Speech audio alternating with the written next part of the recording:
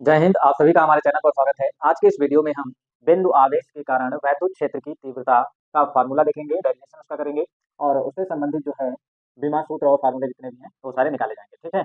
इससे पहले कल जो है कुछ वीडियो में जो आवाज़ नहीं आई थी उसको जो हम समझा रहे हैं, पहले उसके बारे में बता देंगे, फिर इसके बाद ये वाला टॉपिक स्टार्ट करते हैं। देखिए वहाँ पे लास्ट में जो हम समझा रहे थे वो ये बता रहे थे कि एक कूलाम आवेश के बारे में बात चल रही थी। वैद्युत क्षेत्र की तीव्रता जो है उस वाले वीडियो में बताई गई है। इससे पहले जो वीडियो अपलोड हुआ है उसमें वैद्युत क्षेत्र की तीव्रता का फार्मूला बताया गया है और उसका जो फार्मूला होता है वो कैसे आता है, ये सारी चीज़ें बता रहे थे। और लास्ट में कुछ मिनट के लिए जो है 2-4-5 मिनट के लिए वहाँ पे वॉइस जो है वो मतलब बंद हो गई थी, माइक डिस्चार्ज हो गई, उसको समझाते हैं। ठीक है। सबसे पहले देखिएगा वैद्युत क्षेत्र की तीव्रता क्या होती है। वैद्युत क्षेत्र की तीव्रता का एक फार्मूला बताया था। डेफिनेशन को लेकर के हम स्टार्टिंग करते हैं अपने वीडियो की। ई इक्वल टू क्या होता था, एफ अपान क्यू नाट होता था। क्या होता था, क्यू नाट। डेफिनेशन बताते हैं क्या होता था, E equal to F upon q naught. Definition एक किताब वाली बताए थे और एक ये अपनी सिंपल किताब वाली परिभाषा क्या कहती है, किसी वैद्युत क्षेत्र में रखे, क्या है, किसी वैद्युत क्षेत्र में रखे धन परीक्षण आवेश, इसको क्या बोला जाता था, इसको बोला जाता था धन परीक्षण आवेश। जिसको लेके आया जाता है उसको क्या बोलते हैं, धन परीक्षण आवेश। जो वैद्युत क्षेत्र उत्पन्न करता है उसको क्या बोलते हैं, उसको बोलते हैं स्रोत आवेश। जो उत्पन्न करेगा वह आवेश जो वैद्युत क्षेत्र को क्रिएट करता है, बना देता है, उत्पन्न कर देता है, उसको स्रोत आवेश या सोर्स चार्ज बोलते हैं। ठीक है, स्रोत आवेश कहते हैं। और जिस आवेश को उसके भीतर लेकर के आओगे उसको परीक्षण आवेश अर्थात धन परीक्षण आवेश बोलो तो पॉजिटिव होगा, मतलब केवल नाम परीक्षण आवेश होता है तो धन परीक्षण आवेश लिया जाता है। धन परीक्षण आवेश, इसको क्या बोलते हैं, धन परीक्षण आवेश कहते हैं। ठीक है, ये चीज समझ में आ गई कि नहीं। तो अब यहाँ देखिए इसकी डेफिनेशन क्या थी, किसी वैद्युत क्षेत्र में, ऑलरेडी पहले से वो वैद्युत क्षेत्र होना चाहिए, तो किसी वैद्युत क्षेत्र में स्थित, क्या बताओगे, किसी वैद्युत क्षेत्र में स्थित किसी धन परीक्षण आवेश है, किसी वैद्युत क्षेत्र में किसी बिंदु पर धन परीक्षण आवेश के प्रति एकांक आवेश पर लगने वाला वैद्युत बल। प्रति एकांक आवेश का मतलब इस आवेश को आप एक कूलाम मान लीजिए। जैसे ही आप इस आवेश को एक कूलाम मानोगे तो ई जो होगा वो बराबर किसके हो जाएगा, एफ के बराबर हो जाएगा। तो वो जितना बल लगेगा वही वैद्युत क्षेत्र की तीव्रता को रिप्रेजेंट करेगा। जितना बल लगेगा एक कूलाम आवेश पर, अर्थात एक इस परीक्षण आवेश को एकांक मानोगे, एकांक मानने का मतलब एक कूलाम आवेश, क्योंकि आवेश का मात्रक क्या होता है, कूलाम होता है। क्या होता है, आवेश का मात्रक होता है कूलाम। जब आवेश का मात्रक कूलाम हो जाएगा तो यहाँ पे क्या हो जाएगा, इसका मान 1 हो जाएगा, ई बराबर एफ के हो जाएगा। तो परिभाषा वेरी सिंपल हो गई कि किसी वैद्युत क्षेत्र में धन परीक्षण आवेश के, किसी वैद्युत क्षेत्र में धन परीक्षण आवेश के प्रति एकांक आवेश पर, प्रति एकांक आवेश पर, प्रति एकांक आवेश पर लगने वाले वैद्युत बल को, लगने वाले वैद्युत बल को क्या कहते हैं, वैद्युत क्षेत्र की तीव्रता कहते हैं। क्या कहते हैं, वैद्युत क्षेत्र की तीव्रता कहते हैं। इसे ई से प्रदर्शित करते हैं। इसे क्या करते हैं, ई से प्रदर्शित करते हैं। बात समझ में नहीं आई होगी। अब मैं इसका एक बेस्ट एग्जाम्पल देता हूँ जो समाज में यूज होता है।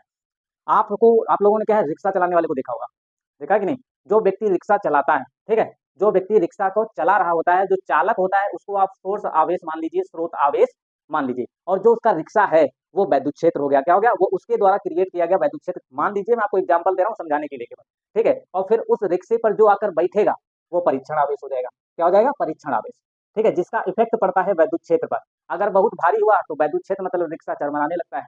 देखे नहीं हो कभी कभी, देखा है पहली बार रिक्शे पे हाथी सवार होता है, बहुत मोटे लोग आके बैठ जाते हैं और फिर क्या होता है, रिक्शे वाले को बड़ी प्रॉब्लम होती है, बेचारा बूढ़ा हुआ तो खींचते खींचते परेशान हो जाता है। ठीक है, तो वो एक एग्जांपल है, समाज में यूज हो रहा है। वैद्युत क्षेत्र बोलते हैं, मतलब समझ गए होंगे। स्रोत आवेश क्या होता है, जो चलाता है वो स्रोत आवेश हो गया, उसका रिक्शा वैद्युत क्षेत्र हो गया, जो बैठेगा आगे वो परीक्षण आवेश है। ठीक है, बात समझ में आ गई होगी, परीक्षण आवेश है। ऐसे बहुत सारे एग्जाम्पल होते हैं। अब देखिएगा हम क्या बता रहे थे, एक कूलाम आवेश। देखिए परिभाषा रियल होती है। एकांक आवेश का मतलब एक कूलाम आवेश पर, एक कूलाम आवेश पर जो लगने वाला बल है, एक कूलाम आवेश, इसको जब एकांक करोगे तो कहने का मतलब एक कूलाम हुआ कि नहीं। तो एक कूलाम आवेश पर जो बल लगेगा वही तो वैद्युत क्षेत्र है, वही तो वैद्युत क्षेत्र है। तो ये बताओ, तो फिर हम जो वैद्युत क्षेत्र होता है उसके भीतर एक कूलाम आवेश काहे नहीं ले जाते हैं, एक कूलाम आवेश ले जाओ ना। तो धन परीक्षण आवेश को ले जाने की जरूरत क्या है, जब परिभाषा सीधे कह रही है कि किसी वैद्युत क्षेत्र में धन परीक्षण आवेश के प्रति एकांक आवेश पर, वो तो साफ साफ बोला जाता है प्रति एकांक आवेश पर, मतलब एक कूलाम आवेश पर लगने वाला जो बल होगा वही वैद्युत क्षेत्र होगा। तो आप एक कूलाम आवेश को सीधे लेके जाओ, बवाल काहे करते हो। तो एक कूलाम आवेश, देखिए कहना बड़ा आसान है लेकिन एक कूलाम आवेश को ले जाना बहुत मुश्किल होता है, क्योंकि एक कूलाम आवेश जो होता है वो बहुत बड़ी चीज होती है, बहुत बड़ा आवेश होता है। यही मैं कल वीडियो में बता रहे थे लेकिन वहाँ आवाजें गुम हो गई। ठीक है, तो हम यहाँ समझा देते हैं। हम बता रहे थे एक कूलाम आवेश जो होता है, एक कूलाम आवेश में इलेक्ट्रॉन की जो संख्या होती है वो जानते हो कितनी होती है, 6.25 इंटू 10⁻18। आप बोलोगे गुरु जी अंग्रेजी बोल रहे हो, तो हम हिंदी बता रहे हैं ना, परेशान का हम तुम्हारे साथ हैं। 6 मतलब 6.25 गुणे 10⁻18 कितना होता है, 10⁻18। बहुत बड़ी संख्या हुई, हुई कि नहीं हुई। गिनती गिनोगे तो गिनती भूल जाओगे, 10⁻18। ठीक है, बहुत बड़ी संख्या हो जाएगी। फिल कराते देखिए, इकाई, दहाई, सैकड़ा, हजार, 10,000, लाख, 10 लाख, करोड़, 10 करोड़, अरब, 10 अरब, पदम, 10 पदम, ऐसे कुछ आगे भी होता है, भूल गए इसके बाद। तो यहाँ तक अभी कितना है, 12 13 हुआ है और 18 तक जाना है। इतनी बड़ी संख्या होती है, मतलब एक कूलाम आवेश अगर तुमको कहीं मिल जाए तो अब पूछा जाए कि 1 कूलम ये आवेश है बाबू, इसमें इलेक्ट्रॉन बताओ कितने हैं, तो सीधे बता देना इतने होते हैं 6.25 गुणे 18, 6.25 गुणे 10 की पावर 18, 18 नहीं 10 की पावर 18, इतने इलेक्ट्रॉन 1 कूलम आवेश में होते हैं। अब देखो आगे क्या बता रहे थे, अगर हम ये कहें कि ये एक वस्तु ए है, इसका नाम मैंने प्यारा सा दिया ए, ये सुंदर सी एक वस्तु है, ये सुंदर सी दूसरी वस्तु है, ए एक वस्तु हो गई, बी एक वस्तु दूसरी हो गई कि नहीं हो गई। हमने ये बताया था कि इस वाले वस्तु, इसके पास क्या है, 1 कूलम आवेश है, ये वस्तु जो है 1 कूलम आवेश को रखती है, ये वस्तु ए जो है 1 कूलम आवेश रखती है। अब इसने क्या किया, ये अपने मित्र को, इसको इलेक्ट्रॉन देना शुरू किया, क्या किया, इसने इलेक्ट्रॉन देना, इसको ट्रांसफर किया, मतलब इसने इलेक्ट्रॉन ट्रांसफर करना शुरू किया। ये वस्तु ए जो है इस वस्तु बी को 1 सेकंड में इलेक्ट्रॉन देती है 10 की पावर 9, कितनी देती है, 10 की पावर 9, मतलब वस्तु ए वस्तु बी को 1 सेकंड में 10 की पावर 9 इलेक्ट्रॉन जो है वो ट्रांसफर करती है, स्थानांतरित करती है, दे देती है। बात समझ में नहीं आ रही होगी ना, आई कि नहीं आई, ठीक है, बात समझ में आई होगी। 10 की पावर 9 का मतलब समझते हो, 1 अरब, काउंट कर लेते हैं, इकाई, दहाई, सैकड़ा, हजार, 10,000, लाख, 10 लाख, करोड़, ठीक है, 10 करोड़, अरब, ठीक है, हाँ 1 अरब हुआ, मतलब 1 सेकंड में वस्तु ए से इलेक्ट्रॉन निकलते हैं 1 अरब और बी में चले जाते हैं 1 सेकंड में, समझ पा रहे हो। और इसके पास 1 कूलम आवेश है, 1 कूलम आवेश का मतलब इतने इलेक्ट्रॉन हैं कि नहीं, इतने इलेक्ट्रॉन हैं। अब जब इसके पास इतने इलेक्ट्रॉन हैं, इतने इलेक्ट्रॉन, इसके पास कितने इलेक्ट्रॉन, इतने इलेक्ट्रॉन हैं, और ये वस्तु ए से बी में जा रही है, ए से बी में वस्तु जो जा रही है वो 10 की पावर 9, मतलब 1 अरब 1 सेकंड में इलेक्ट्रॉनों को स्थानांतरित करती है, कितना स्थानांतरित करती है, 1 अरब। अब इस पूरे इलेक्ट्रॉनों को ए से बी तक, ए से बी में स्थानांतरित होने में समय जानते हो कितना लग जाएगा, लगभग 198 वर्ष आता है, कितना आता है, लगभग 198 वर्ष। कहने का मतलब है हम दोबारा जन्म ले करके मर जाएंगे, तब हम 1 कूलम आवेश को दूसरे वस्तु में ट्रांसफर करा पाएंगे, समझ पा रहे हो, इतना बड़ा आवेश होता है, लगभग 2 वर्ष आया कि नहीं आया, 200 वर्ष, 2 वर्ष नहीं 200 वर्ष, कहने का मतलब दोबारा जन्म ले करके 2 शताब्दी बीत जाएंगी, तब 1 कूलम आवेश को हम एक वस्तु से दूसरे वस्तु पे ट्रांसफर करा पाएंगे। तो क्या हम बेवकूफ है कि हम 1 कूलम आवेश को लाएंगे तो फिजिक्स का प्रैक्टिकल करेंगे और हम बताएंगे कि वैद्युत क्षेत्र की तीव्रता क्या होती है। इसीलिए वैज्ञानिक जो थे वो बहुत होशियार था, वैज्ञानिक जो थे बहुत होशियार था, उसने क्या किया, उसने सीधे प्रैक्टिकल करने के लिए बहुत छोटा सा परीक्षण आवेश लिया और एक्सपेरिमेंट करके बता दिया कि अब आप क्या करिएगा, इतना वैद्युत क्षेत्र, अगर इस पर इतना बल लग रहा है तो इतना लगने वाला जो बल होगा इस पर, वो इस वाले आवेश का वैद्युत क्षेत्र कहलाएगा, मतलब इस पर लगने वाला वैद्युत क्षेत्र कहलाएगा, जितना बल लगेगा वही वैद्युत क्षेत्र की तीव्रता हो जाएगी, ठीक है, उसने बता दिया ऐसे, ठीक है। तो ये चीज हम कल समझा रहे हैं, लेकिन अब हम शुरू करेंगे आज का टॉपिक। जो आज का टॉपिक है वो जानते हो क्या है, बिंदु आवेश के कारण। कुछ नहीं करना है, डेफिनेशन यही बनेगी, यही सब कुछ होगा, ठीक है। बस अब तुमको मैं रिवाइज करा रहा था, ई बराबर F1 Q0 होता है, वैद्युत क्षेत्र का तीव्रता का फार्मूला हो गया, और इसका मात्रक न्यूटन पर कूलम हो जाएगा, ठीक है, और बीमा कल बता दिए थे। अब देखिएगा, अब हमारा टॉपिक रहेगा बिंदु आवेश के कारण वैद्युत क्षेत्र की तीव्रता, तो इसको मिटा देते हैं।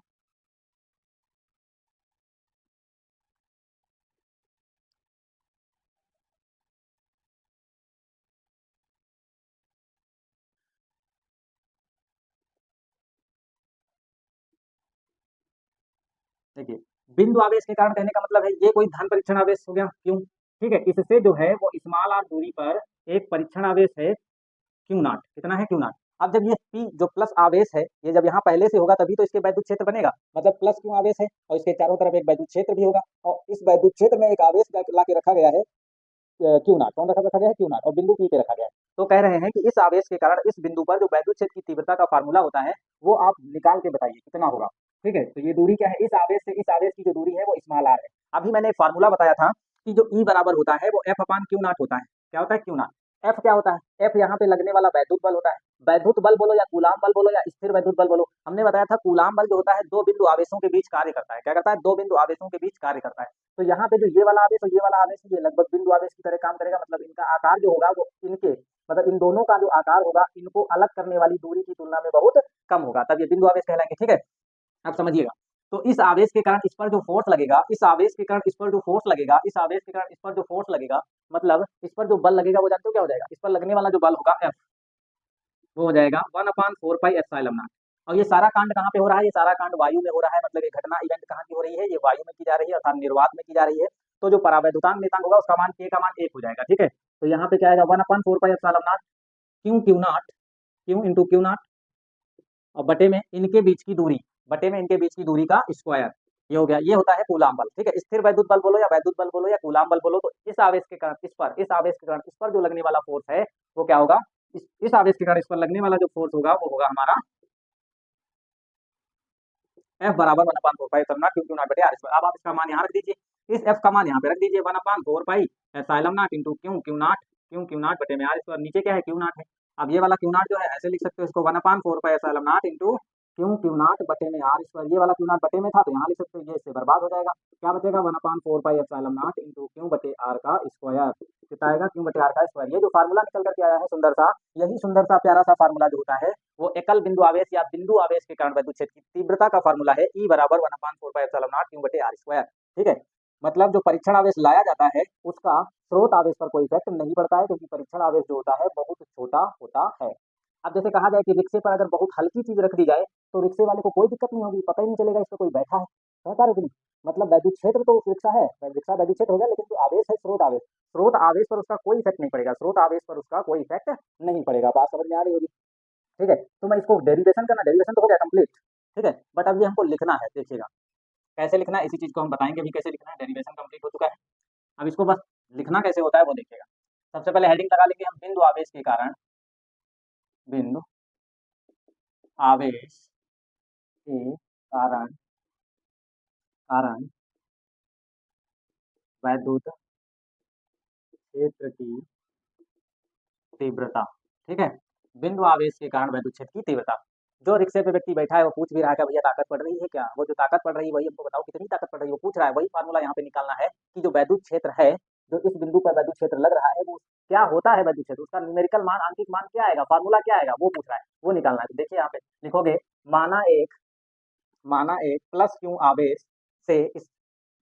आवेश से स्मॉल आर दूरी पर रखे धन परीक्षण आवेश क्यू नाट पर वैद्युत क्षेत्र की तीव्रता ज्ञात करनी है। तो बस लिखोगे यहाँ पे, माना एक स्रोत आवेश या धन आवेश, माना एक स्रोत आवेश प्लस क्यू के वैद्युत क्षेत्र, क्या लिखोगे, माना एक स्रोत आवेश प्लस क्यू के वैद्युत क्षेत्र में स्मॉल आर दूरी पर रखे परीक्षण आवेश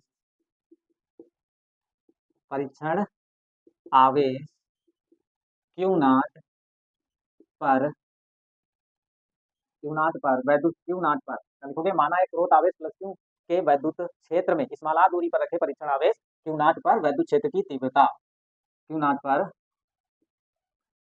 वैद्युत क्षेत्र की तीव्रता, वैद्युत क्षेत्र की तीव्रता ई बराबर, वैद्युत क्षेत्र की तीव्रता क्या हो जाएगी, इस आवेश के कारण इस बिंदु क्यू नाट पर, इस बिंदु पी पर जो रखा आवेश है इस पर वैद्युत क्षेत्र की जो तीव्रता होगी ई बराबर क्या हो जाएगी, एफ बटे क्यू नाट हो जाएगी। इसको आप समीकरण 1 लिख दीजिए, क्या लिख दीजिए, इसको आप समीकरण 1 लिख दीजिए, ई बराबर एफ बटे क्यू नाट। ठीक है, अब हमको क्या लिखना है, स्रोत आवेश के कारण परीक्षण आवेश पर लगने वाला वैद्युत बल। तो यहाँ लिखोगे कूलाम के नियम से, या फिर स्रोत आवेश के कारण, यहाँ पे लिख दो कूलाम के नियम से,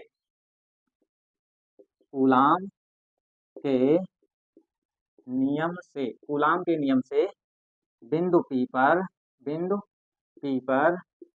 लगने वाला बल, कूलाम के नियम से बिंदु पी पर लगने वाला जो फोर्स होगा वो लिख लेते हैं। यहाँ पे क्या आएगा, F is equal to, Coulomb का नियम क्या होता है, कूलाम का नियम यही तो पढ़ाए थे हम, F बराबर 1/4 pi epsilon not Q1 Q2 बटे आर स्क्वायर होता था, Q1 Q2 बटे में आर का स्क्वायर। तो यहाँ पे Q1 क्या है, Q है, और Q2 क्या है, Q नॉट है। तो यहाँ मान लिख दीजिए 1/4 pi epsilon naught into Q1 की जगह पे Q हो जाएगा, Q2 की जगह पे Q नॉट हो जाएगा, नीचे इनके बीच की दूरी क्या है, R, तो उनके R का स्क्वायर हो जाएगा। दोनों आवेशों के बीच की दूरी होती है, यहाँ पे R क्या होती है, दोनों आवेशों के बीच की दूरी, तो यहाँ R का स्क्वायर हो जाएगा। ये हो गई समीकरण नंबर 2। ठीक है, अब हम क्या करेंगे, समीकरण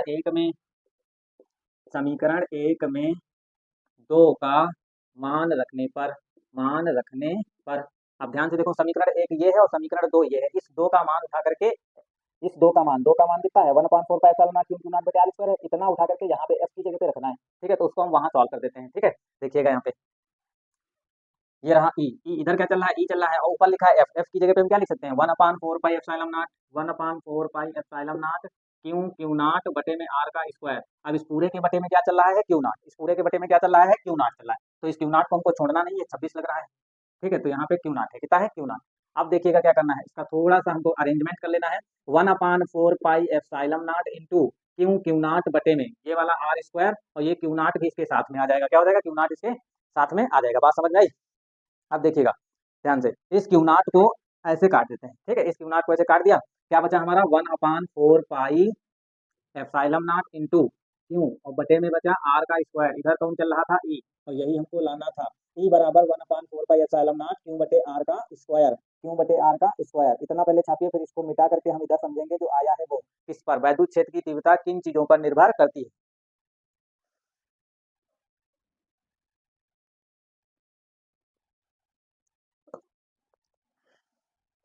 देखिएगा, ये तीन नोट कर लिया।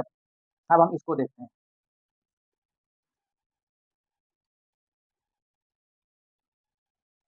हाँ, अब हम कभी कभी पूछ लेता है कि वैद्युत क्षेत्र की तीव्रता को प्रभावित करने वाले कारक बताइए। क्या है? वैद्युत क्षेत्र की तीव्रता को प्रभावित करने वाले कारक।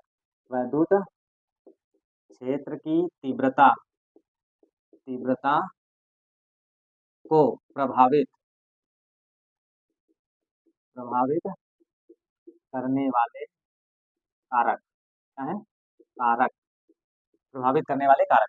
देखो, वैद्युत क्षेत्र की तीव्रता जो है वो किससे प्रभावित हो रही है, किसको कम ज्यादा करने पर, मतलब इसमें से किस चीज को कम ज्यादा किया जाए कि ये भी कम और ज्यादा हो जाए। तो यहाँ समझिएगा, फार्मूले को हम यहाँ पे लिखते हैं, E equal to 1/4 pi epsilon naught into q बटे आर का स्क्वायर।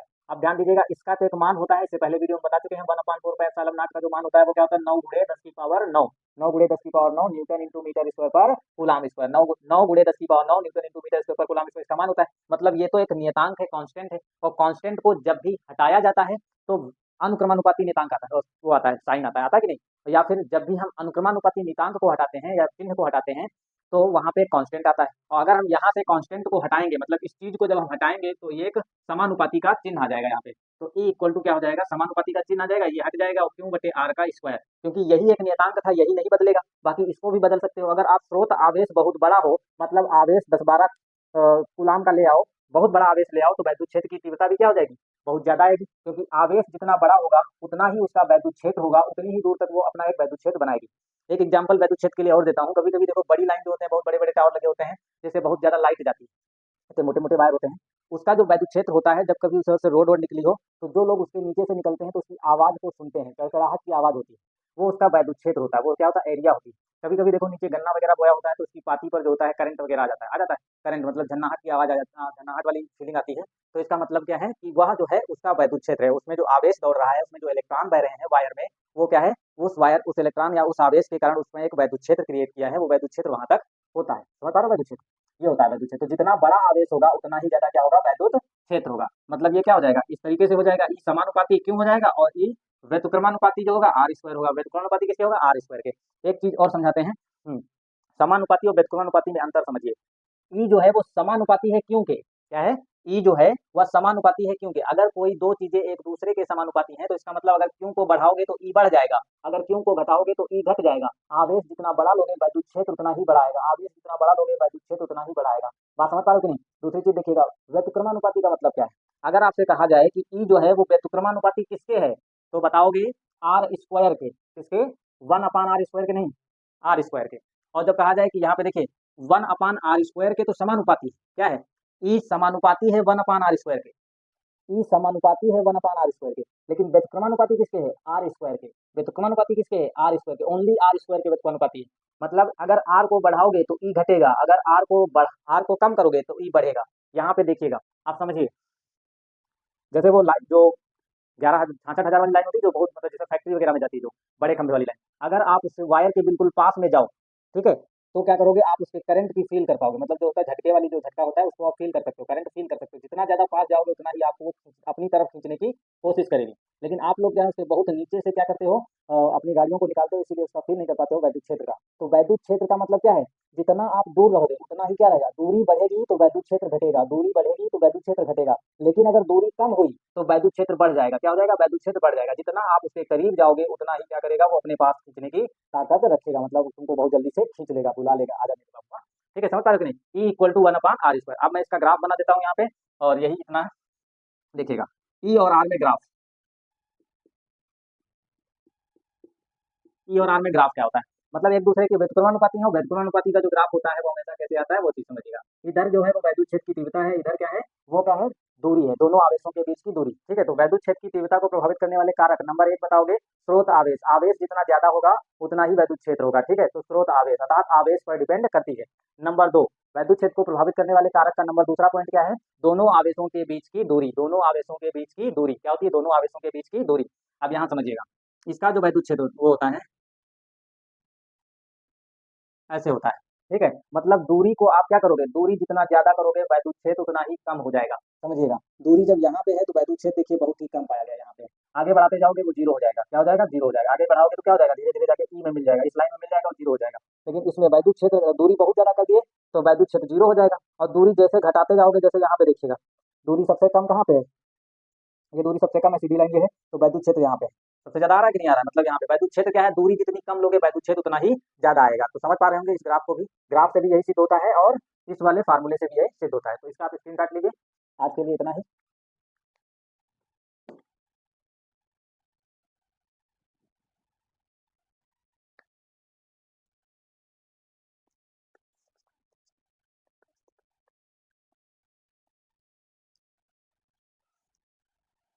तो आशा करता हूँ कि आप लोगों को ये वीडियो पसंद आया होगा और यदि आप लोगों को वीडियो पसंद आता है तो आप कमेंट बॉक्स में ज़रूर बताएँ कि आपको ये वीडियो कैसा लगा है? अच्छा लगा, पढ़ने में आनंद आया या नहीं आया? ये कमेंट बॉक्स में आप कमेंट अवश्य कर दिया करें। आपके कमेंट का इंतज़ार रहता है। आप लोग कोई भी कमेंट नहीं करते। तो कमेंट करने से ये होता है कि हमें थोड़ा अच्छा लगता है और मैं अच्छे-अच्छे वीडियो बनाने की कोशिश करूँगा। तो थोड़ा बहुत कमेंट अवश्य कर दिया करें, ठीक है? तो यदि वीडियो अच्छा लगा है और चैनल पर नए हैं तो चैनल को लाइक, शेयर, सब्सक्राइब कर लें। अपने दोस्तों तक शेयर कर दिया करें, जिससे उनका भी भला हो सके, दोस्तों तक शेयर कर दिया करें। ओके? तो please subscribe the channel and press bell icon and they notifications. Thank you. जय हिंद, पढ़ते रहिए, खुश रहिए।